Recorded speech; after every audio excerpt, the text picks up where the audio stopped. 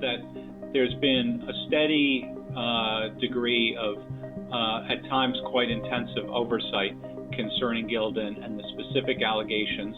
Obviously, like almost every company and every factory, there are still some issues that remain unresolved and then new issues that arise, including in the context of the closure. But I think there's been a very consistent, strong message from the FLA through these 3 or 4 different cases, starting in 2004, continuing in 2012, then with the reaccreditation, and then with this newest case, of what we're expecting them to do with regard to different factories. So I think that also this is a process ongoing. We have been very clear and transparent that Gildan has to improve their industrial relationships, in the different countries that they operate. But in the Americas, I think they have been some quite of progress. And I would like to mention, for example, that they are part of the Americas group, and with this multi-stakeholder initiative, and with MSN, Industrial, but also brands are part. And Gildan has provided very valuable insights about their experience in Honduras and advancing on some specific topics like childcare, health and safety, just to mention that. And recently they joined the Mexico Committee of the Americas Group as well, So I have seen some progress in creating stronger and really healthy industrial relationships in the Americas as well.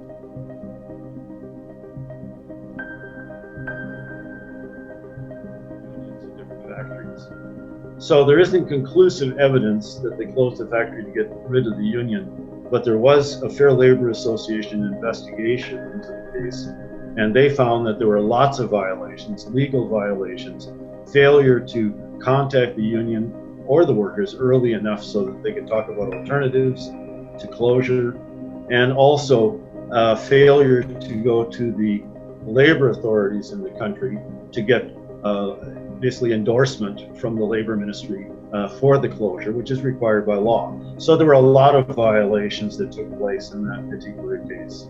Though we have to say Gildan has offered employment in other factories to many of the workers.